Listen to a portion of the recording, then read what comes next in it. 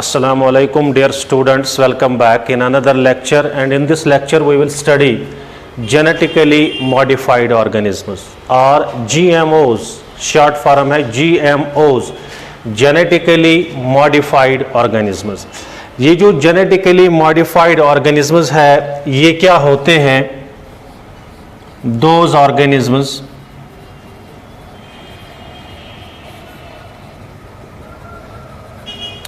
whose genes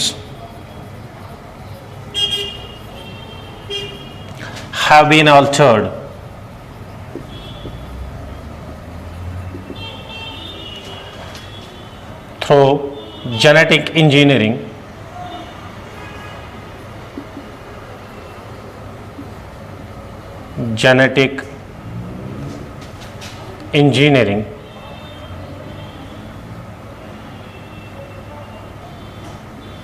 so as to change one or more characters as per our will. हमने यहाँ पे definition दी genetically modified organisms क्या होते हैं? Those organisms whose genes have been altered through genetic engineering, or we can say by genetic engineering, so as to change one or more characters. Those organisms, ये organisms कौन होंगे? ये organisms plants हो सकते हैं, animals, bacteria, fungi. That means those organisms, that means plants, animals, bacteria या fungi whose genes have been altered. Altered का मतलब है change. इनके genes को हम change करेंगे. कैसे करेंगे? Through the technique या through genetic engineering, which is also called a recombinant DNA technology. It is also called a recombinant DNA technology.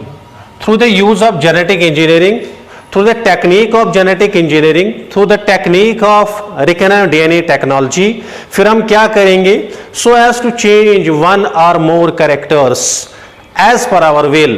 फिर हम कैरेक्टर्स को चेंज करेंगे. एक कैरेक्टर होगा या एक से ज्यादा कैरेक्टर्स होंगे. As per our will, as per our demand हम इनके कैरेक्टर्स को चेंज करेंगे. इसी को हम नाम देते हैं genetically modified organism. That means those organisms whose genes, gene का मतलब है वन और मोर. यहां पे हम जीन्स लिख सकते हैं वन और मोर. तो फिर हम डेफिनेशन ऐसे भी लिख सकते हैं those organisms, that is plants, animals, bacteria, fungi, etc., whose genes one or more have been altered, have been changed through the technique of genetic engineering or the recombinant DNA technology, so as to change one or more characters as per our will. This is what genetically modified organisms are. लेकिन जो हम ये change इसमें लाते हैं, ये alteration जो हम करते हैं, या हम कहेंगे जो हम इसमें हम चेंज लाते हैं, ये चेंज हम लाएंगे तो किस में लाएंगे? या तो हम ऐड करेंगे, एडेड, या हम डिलीट करेंगे, या हम मॉडिफाई करेंगे, मॉडिफाई.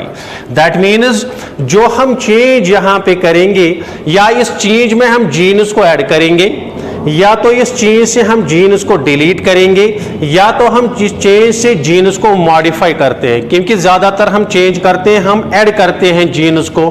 फॉर एग्जाम्पल हमारे पास कोई प्लांट होगा या हमारे पास कोई क्रॉप होगा. ये जो प्लांट हमारे पास है या क्रॉप हमारे पास है, मैंने इसमें जीन्स को ऐड किया.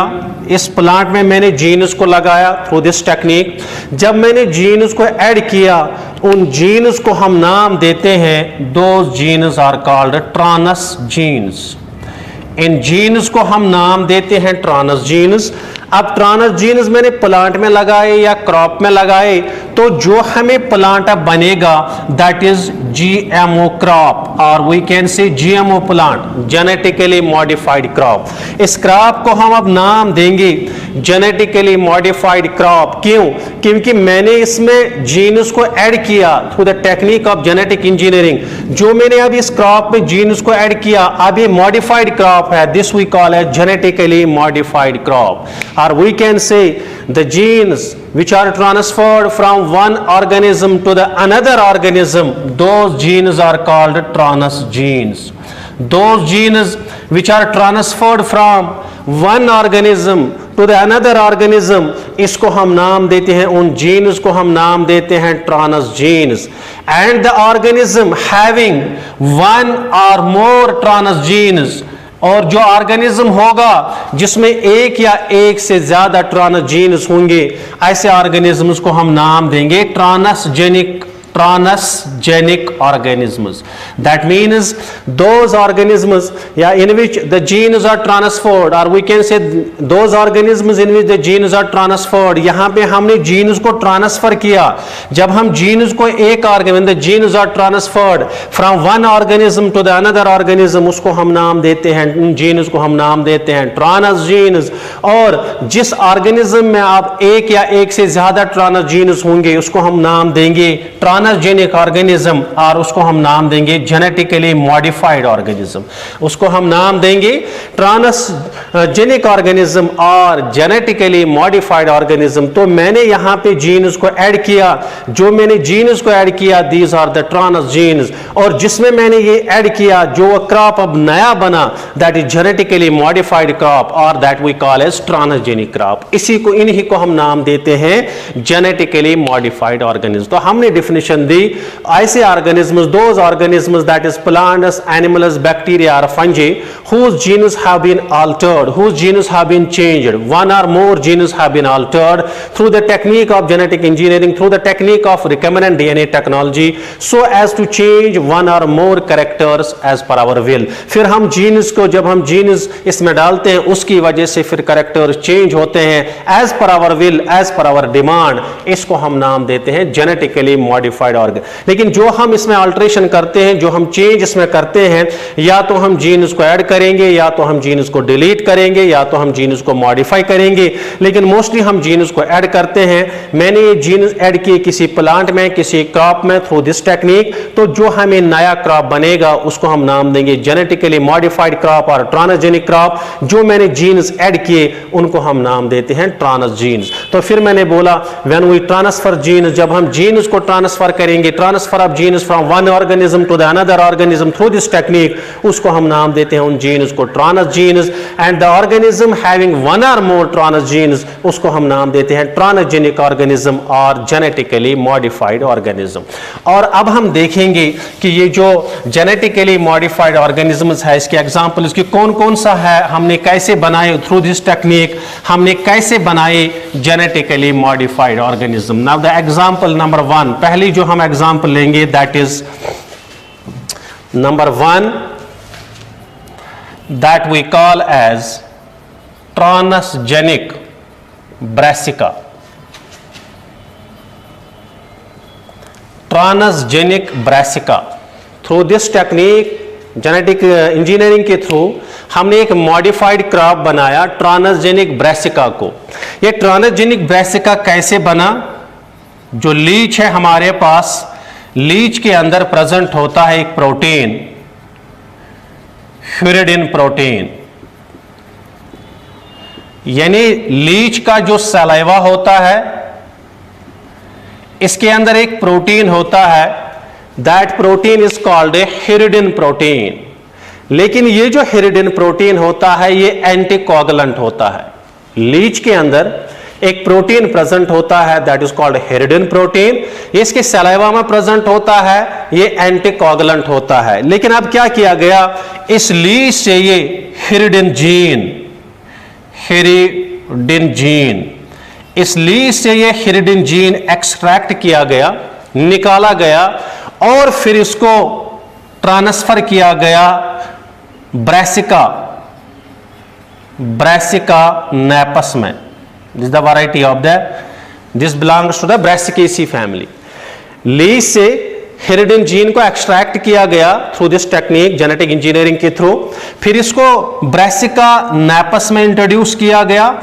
जब इसको ब्रासिका नेपस में इंट्रोड्यूस किया गया तो इस ब्रासिका नेपस के अंदर ये जो अब हमें नया ब्रासिका बनेगा, जब जीन इसमें इंट्रोड्यूस हुआ, that is genetically modified brassica, brassica napus. हमें अब मॉडिफाइड ब्रासिका बना क्योंकि हमने हेरिडिन जीन इसमें इंट्रोड्यूस किया। It will become the genetically modified brassica napus. और जो ये जेनेटिकली मॉडिफाइड ब्रासिका नेपस है, जब ये सीड्स बनाएगा, उसके सीड्स के सेल्स के अंदर, उसके सीड्स के अंदर ये एक्युमुलेट हो जाएगा हेरिडिन प्रोटीन। दैट मीन्स सीड्स के अंदर हेरिडिन प्रोटीन प्रेजेंट होगा। जब सीड्स के अंदर ये हेरिडिन प्रोटीन प्रेजेंट होगा, जब सीड से ऑयल एक्सट्रैक्ट किया जाए, जो ये ऑयल है, इस ऑयल के अंदर भी हेरिडिन प्रोटीन प्रेजेंट होगा। दैट मीन्स सीड्स में एक्युमुलेट है, जब सीड से ऑयल निकाला गया तो ऑयल के अंदर भी हेरिडिन प्रोटीन प्रेजेंट है। तो इस हेरिडिन प्रोटीन को हम यूज करते हैं मेडिसिन में, इसको हम यूज करते हैं मेडिसिन में, इसको हम यूज करते हैं एज एंटीकोगुलेंट। पैथोलॉजिकल लैब्स में हम इसको यूज कर सकते हैं, हम इसको यूज कर सकते हैं मेडिसिन में। This is the first one which we call as transgenic Brassica. तो ट्रांसजेनिक ब्रासिका कैसा बनता है? हमारे पास जो लीच है, लीच के सलाइवा के अंदर एक प्रोटीन होता है, उस प्रोटीन को हम नाम देते हैं हेरिडिन प्रोटीन। उसके सलाइवा में होता है, एंटीकोगुलेंट होता है। लेकिन ये जो हेरिडिन प्रोटीन, जो जीन ये प्रोड्यूस करता है, वो जीन एक्सट्रैक्ट किया गया फ्रॉम द लीच से, वो जीन एक्सट्रैक्ट किया गया through the technique of genetic engineering, और फिर वो इंट्रोड्यूस किया गया ब्रासिका नेपस में। जब ये ब्रासिका नेपस में इंट्रोड्यूस किया गया तो हमारे पास जो अब नया क्रॉप बना, that is genetically modified napus, brassica napus. तो उसने फिर सीड्स बनाए, सीड्स में एक्युमुलेट हुआ, सीड्स के सेल्स में एक्युमुलेट हुआ हेरिडिन प्रोटीन। जब सीड से एक्सट्रैक्ट ऑयल किया गया, ऑयल के अंदर हेरिडिन प्रोटीन प्रेजेंट है। तो ये जो हेरिडिन प्रोटीन, इसको हम यूज कर सकते हैं मेडिसिन में, इसको हम यूज कर सकते हैं एज एंटीकोगुलेंट। पैथोलॉजिकल लैब्स में हम इसको यूज कर सकते हैं। This is the first transgenic genetically modified crop. Now the second, that we call as golden rice, golden rice, or we can say transgenic rice, transgenic rice। ये जो golden rice है, transgenic rice है, ये कैसे बनता है? एक gene है beta carotene gene. There is a gene that is called a beta carotene gene। ये जो बीटा कैरोटीन जीन है, ये निकाला जाता है जब हम गोल्डन राइस बनाएंगे। तो beta carotene gene, it is been extracted from the daffodils, daffodils, daffodils से एक जीन एक्सट्रैक्ट किया जाता है। That gene is called a beta carotene gene, और वी कैन से डैफोडिल से एक जीन निकाला जाता है, बीटा कैरोटीन जीन। और ये जो बीटा कैरोटीन जीन है, ऐसे हम लिखेंगे डैफोडिल्स, डैफोडिल्स, डैफोडिल्स से निकाला जाता है, एक्सट्रैक्ट किया जाता है बीटा कैरोटीन जीन, और फिर ये जीन इंट्रोड्यूस किया जाता है राइस प्लांट में। तो हमने डैफोडिल्स से बीटा कैरोटीन जीन को एक्सट्रैक्ट किया, इसके बाद इसको through the technique of genetic engineering इसको राइस में डाला गया। जब इसमें राइस के प्लांट में इंट्रोड्यूस किया गया तो इसके बाद जो हमें राइस बना, that will become the golden rice, और we can say that will become the transgenic rice. और जो ये गोल्डन राइस होगा, ट्रांसजेनिक राइस होगा, इसका जो कलर होता है, इसका कलर होता है कलर येलो, बिकॉज इसका कलर येलो क्यों होता है? इसमें large amount of beta carotene होता है, इसमें बीटा कैरोटीन ज्यादा होता है, तो इस राइस का जो कलर होता है इसका कलर येलो होता है। और ये जो बीटा कैरोटीन होता है, ये बीटा कैरोटीन की वजह से ये गोल्डन राइस का कलर येलो होता है, और ये प्रिकर्सर होता है विटामिन ए का। It is a precursor of vitamin A. And one molecule of beta carotene, one molecule of beta carotene बराबर होता है 2 molecules of vitamin A। यानी एक मॉलिक्यूल जो बीटा कैरोटीन का होता है ये बराबर होता है 2 molecules ऑफ विटामिन ए का। जिस तरह से हमने और एक मॉडिफाइड क्रॉप बनाया, और एक मॉडिफाइड जेनेटिकली मॉडिफाइड क्रॉप बनाया, that is golden rice. Golden rice और we can say transgenic rice. ये ट्रांसजेनिक राइस या गोल्डन राइस कैसे बनाया जाता है? डैफोडिल जो प्लांट है, डैफोडिल के प्लांट से बीटा कैरोटीन जीन निकाला जाता है। ये बीटा कैरोटीन जीन फिर इंट्रोड्यूस किया जाता है राइस के प्लांट में, तो हमें मॉडिफाइड राइस बनता है, ट्रांसजेनिक राइस बनता है, जिसको हम नाम देते हैं गोल्डन राइस। ये जो गोल्डन राइस है इसका कलर येलो होता है बिकॉज इसमें बीटा कैरोटीन ज्यादा होता है, और इसमें विटामिन ये जो प्रिकर्सर होता है ये विटामिन ए का, और 1 मॉलिक्यूल ऑफ बीटा कैरोटीन बराबर होता है 2 मॉलिक्यूल्स ऑफ विटामिन ए। या हम कहेंगे ये गोल्डन राइस जो है, जो जिसमें नाइट ब्लाइंडनेस होगी उसके लिए हम ये यूज कर सकते हैं, क्योंकि इसमें विटामिन ए होता है, इसके लिए हम यूज ये कर सकते हैं। ये प्रिकर्सर होता है विटामिन ए का। This is the second example. Now the third example for this GMOs, उसको हम नाम देते हैं, those are called BT crops. Number third, those are called BT crops or insect pest resistant crops. We can say insect pest resistant crops. ये जो insect pest resistant crops है या BT crops है, ये क्या होते हैं? There is a bacteria that is called Bacillus thuringiensis. There is a soil living bacteria. Soil के अंदर एक फ्री लिविंग बैक्टीरिया होता है जिसको हम नाम देते हैं बेसिलस थ्यूरियनजेनेसिस। ये जो बेसिलस थ्यूरियनजेनेसिस होता है, इस बेसिलस थ्यूरियनजेनेसिस के अंदर जीन्स प्रेजेंट होते हैं जिनको हम नाम देते हैं क्राइजीन्स। यानी बेसिलस थ्यूरियनजेनेसिस के अंदर जीन्स होते हैं प्रेजेंट, उन जीन्स को हम नाम देते हैं क्राइजीन्स। और ये जो क्राइजीन्स होते हैं दे प्रोड्यूस अ प्रोटीन, उसको हम नाम देते हैं क्राई प्रोटीन और क्राई प्रोटीन्स। यानी तो फिर हम कहेंगे जो बेसिलस थ्यूरियनजेनेसिस सॉइल के अंदर जो बैक्टीरिया प्रेजेंट होता है उसमें कुछ जीन, स्पेसिफिक जीन्स होते हैं या जीन्स प्रेजेंट होते हैं जिनको हम नाम देते हैं क्राइजीन्स। ये क्राइजीन एक प्रोटीन प्रोड्यूस करता है या क्राइजीन्स प्रोटीन्स बनाते हैं, those are called cry proteins. या हम कहेंगे क्राइजीन प्रोटीन बनाएगा क्राई प्रोटीन। लेकिन जो ये क्राई प्रोटीन होता है, ये क्राई प्रोटीन इस बैक्टीरिया के लिए अगर हम देखेंगे ये बैक्टीरिया को इफेक्ट नहीं करता है। This cry protein does not affect the bacteria. ये बैक्टीरिया को अफेक्ट नहीं करता है, does not effect the bacteria. यानी क्राई प्रोटीन का इफेक्ट बैक्टीरिया पे नहीं रहता है। क्यों नहीं रहता है? क्योंकि ये प्रोटीन जो होता है ये प्रेजेंट होता है प्रोटोटॉक्सिन में या प्रोएक्टिव टॉक्सिन में, प्रोएक्टिव फॉर्म में। या हम कहेंगे ये जो प्रोटीन होता है क्राई प्रोटीन, ये बैक्टीरिया को हार्म नहीं करता है, ये बैक्टीरिया को इफेक्ट नहीं करता है, because it is present in the proactive form में होता है। ये प्रोएक्टिव फॉर्म में होता है।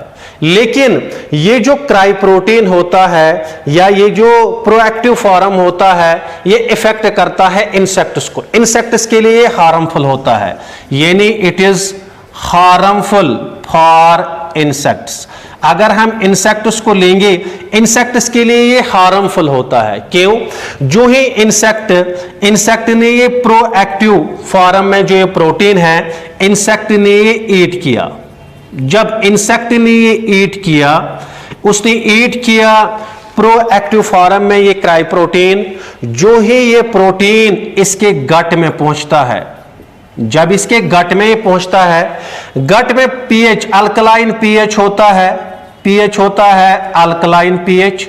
उस अल्कलाइन पीएच की वजह से गट के अंदर ये सॉल्युबलाइज होता है और इट सॉल्युबलाइज यानी this proactive form in the gut due to this alkaline pH, ये सॉल्युबलाइज होता है और ये एक्टिव फॉर्म में बनता है। It is now active form.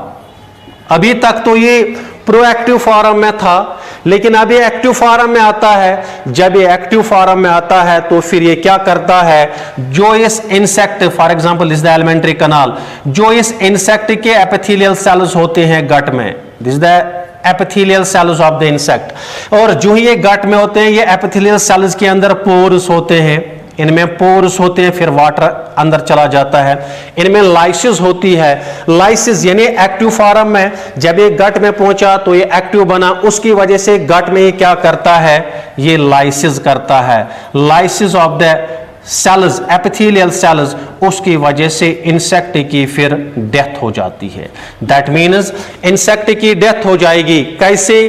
क्योंकि जो बीटी क्रॉप्स होते हैं, जो एक बैक्टीरिया है जिसको हम नाम देते हैं बैसिलस thuringiensis, ये बैसिलस thuringiensis सॉइल के अंदर ये बैक्टीरिया प्रेजेंट होता है और ये बैक्टीरिया के अंदर जीन्स होते हैं, उन जीन्स को हम नाम देते हैं क्राइजीन्स। स्पेसिफिक क्राइजीन्स इसमें प्रेजेंट होते हैं, वो प्रोटीन फॉर्म करते हैं क्राई प्रोटीन। लेकिन ये क्राई प्रोटीन जो होते हैं या क्राई प्रोटीन जो होता है, ये बैक्टीरिया को इफेक्ट नहीं करता है, ये बैक्टीरिया को हार्म नहीं करता है, क्योंकि ये क्राई प्रोटीन रहता है बैक्टीरिया में प्रोएक्टिव फॉर्म में, इनएक्टिव फॉर्म में रहता है, प्रोएक्टिव फॉर्म में रहता है। लेकिन ये इंसेक्ट के लिए हार्मफुल होता है। जो ही इंसेक्ट इसको खाता है, इस प्रोएक्टिव फॉर्म, इस प्रोटीन को खाता है, और जब ये इसके एलिमेंट्री कैनाल में पहुंचता है, इसके गट में पहुंचता है, वहां पे अल्कलाइन पीएच होता है। उस अल्कलाइन पीएच की वजह से सॉल्युबलाइज होता है और ये एक्टिव फॉर्म में ये एक्टिव फॉर्म में आता है या ये एक्टिव बनता है। एक्टिव बनने के बाद ये एपिथेलियल सेल्स के गट की जो एपिथेलियल सेल्स है उसमें लाइसिस करता है, उसमें पोर्स होते हैं, उसकी वजह से इंसेक्ट की डेथ होगी। दैट मीन्स जब इंसेक्ट ने ये प्रोटीन खाया तो उसको डेथ हुई, लेकिन खुद जो ये बैक्टीरिया है इसको कोई फर्क, इससे कोई इफेक्ट नहीं होता है, लेकिन इंसेक्ट को प्रॉब्लम होती है। अब क्या है, स्पेशल क्राइजीन्स, स्पेशल क्राइजीन्स यानी बैक्टीरिया के अंदर डिफरेंट टाइप्स ऑफ क्राइजीन्स होते हैं। Cry first AC, cry second AB, different types of cry genes होते हैं। Specific cry genes from this bacillus thuringiensis, special genes bacillus thuringiensis से निकाले गए special cryogens have been extracted from the Bacillus thuringiensis and they are being introduced into specific plants। फिर specific plants के अंदर इनको introduce किया। इंट्रोड्यूस करने के बाद फिर ये प्लांट जो है they become resistant to specific pests, वो specific pest resistant, specific pest resistant बन गई। दैट मीन्स मैंने बात की स्पेशल क्राइजीन्स बैसिलस thuringiensis से निकाले गए और फिर वो स्पेसिफिक प्लांट्स में इंट्रोड्यूस किए गए। उसकी वजह से वो specific insect specific pest resistant बन गए। दैट मीन्स कोई इंसेक्ट पेस्ट या कोई इंसेक्ट या पेस्ट वहां पे नहीं आ सकता है। क्यों? जब वो वहां पे आएगा वो प्रोटीन खाएगा, उसको डेथ होगी। तो ऐसे जो प्लांट्स फिर बनाए गए, for example there is a plant that is called BT cotton, there is a plant that is called BT brinjal, there is a plant that is called BT maize। यानी ये जो BT cotton है, BT maize है, BT brinjal है, these are the different crops। In crops के अंदर क्या किया गया, इनमें जीन्स इंट्रोड्यूस किए, दैट मीन्स बीटी कॉटन के अंदर इसमें जीन इंट्रोड्यूस किया गया, क्राइजीन, तो फिर क्राई प्रोटीन बनेगा, जब इंसेक्ट या पेस्ट आएगा उसकी डेथ हो जाएगी। इसी तरह बीटी ब्रिंजल है, बीटी मेज है, बीटी शुगर केन है, डिफरेंट टाइप्स ऑफ प्लांट्स बनाए गए विद दिस टेक्निक, और जब वो प्लांट्स बनाए गए ऐसे प्लांट्स को हम नाम देते हैं बीटी क्रॉप्स। ऐसे plants they are called BT crops. और ये जो बीटी क्रॉप्स है, कॉटन प्लांट के अंदर भी क्राइजीन इंट्रोड्यूस किया गया, और जब क्राइजीन इंट्रोड्यूस किया गया तो उस क्राइजीन की वजह से फिर इसमें बोल वर्म इंसेक्ट जो है वो इस पे अटैक करता है, फिर वो उससे बच जाता है।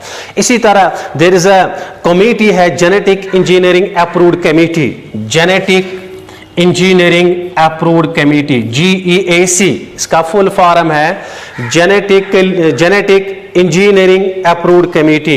इन लोगों ने जो ये कॉटन है, बीटी कॉटन है, इसको कमर्शलाइज किया 2002 में, बीटी कॉटन को फिर कमर्शलाइज किया, यानी ये कल्टीवेट होता है सेवरल स्टेट्स ऑफ इंडिया में। This the third example which we call as BT crops और इंसेक्ट पेस्ट रेजिस्टेंट क्रॉप्स। तो हमने क्या किया, बेसिलस थ्यूरियनजेनेसिस तो बैक्टीरिया है, सॉइल के अंदर ये बैक्टीरिया प्रेजेंट होता है, इस बैक्टीरिया के अंदर स्पेशल जीन्स है या इसमें जीन्स प्रेजेंट होते हैं, उन जीन्स को हम नाम देते हैं क्राइजीन्स।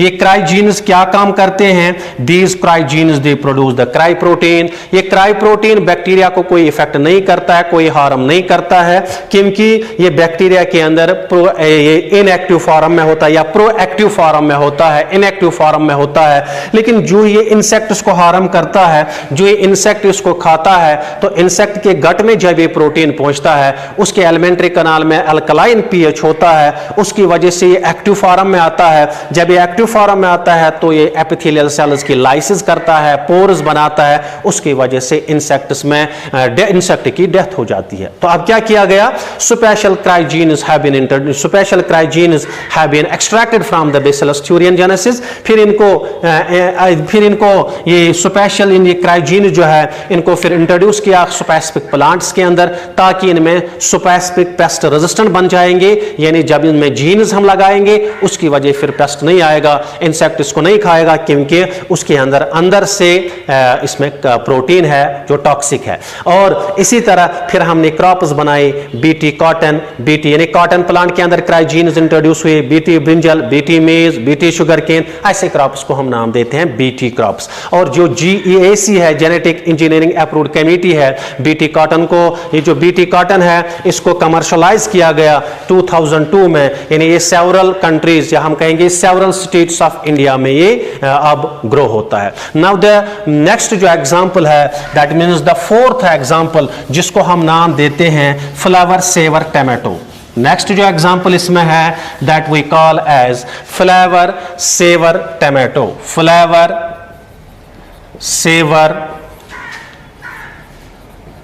Saver tomato. ये जो फ्लेवर सेवर टमाटो है, अगर हम जनरल टमाटो की बात करेंगे, जो जनरल टमाटो हमारे पास होता है, इस टमाटो के अंदर एक प्रॉब्लम है कि ये काफी टाइम के लिए नहीं रहता है, ये खत्म हो जाता है कुछ ही टाइम में। क्यों? क्योंकि इसमें जो जीन होता है, इसमें एक जीन होता है, वो जीन ट्रांसक्रिप्शन करता है तो फिर फॉर्म करता है mRNA को। जब ये mRNA को बनाता है, mRNA के बाद इसमें ट्रांसलेशन होती है तो ये प्रोटीन बनाता है। वो प्रोटीन इसमें जो बनता है that acts as an enzyme that is polygalacturonase, polygalacturonase, यानी जो इसने प्रोटीन बनाया ये एक्ट करेगा एज एंजाइम, उसको हम नाम देते हैं पॉलीगैलेक्टोयूरानेस। ये पॉलीगैलेक्टोयूरानेस क्या काम करता है, जो इस टमाटो के अंदर पेक्टिन होता है, ये पेक्टिन को डिसॉल्व करता है। जब ये पेक्टिन को डिसॉल्व करता है, उसकी वजह से जो ये टमाटो होता है ये खत्म हो जाता है, ये टमाटो काफी टाइम के लिए नहीं रहता है। ये पेक्टिन कहां पे प्रेजेंट होता है, ये प्रेजेंट होता है मिडल लैमेला के अंदर, यानी मिडल लैमेला के अंदर पेक्टिन को खत्म किया, एंजाइम ने खत्म किया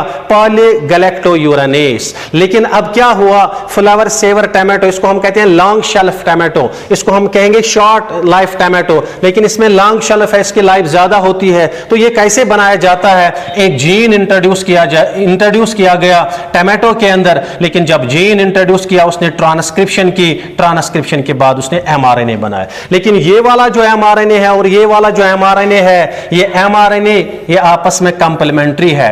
दीज टू एमआरएनए या दे आर कंप्लीमेंट्री, और we can say there is formation of double stranded mRNA. यहां पे डबल स्ट्रैंडेड एमआरएनए बनेगा। जब ये डबल स्ट्रैंडेड एमआरएनए बनेगा उसकी वजह से, क्योंकि राइबोसोम जब एमआरएनए को रीड करता है that is single stranded mRNA, लेकिन यहां पे डबल स्ट्रैंडेड एमआरएनए है, यहां पे रीड नहीं कर सकता इसको, इसकी वजह से साइलेंसिंग हो जाएगी। साइलेंसिंग, जब साइलेंसिंग हो जाएगी there will be no translation, translation नहीं हो जाएगी, नो प्रोटीन, नो प्रोटीन। जब प्रोटीन नहीं बनेगा तो फिर पॉलीगैलेक्टोयूरानेस नहीं बनेगा, जब ये नहीं बनेगा तो पैक्टिन डिसॉल्व नहीं हो जाएगा, जब पैक्टिन डिसॉल्व नहीं हो जाएगा तो इसकी वजह से ये जो टमाटो है ये प्लांट पे काफी टाइम के लिए रहेगा, ये टमाटो जो है इसका फ्लेवर अच्छा होगा, इसका टेस्ट अच्छा होगा। These are the examples, 4 examples of the genetically modified organisms. Thank you.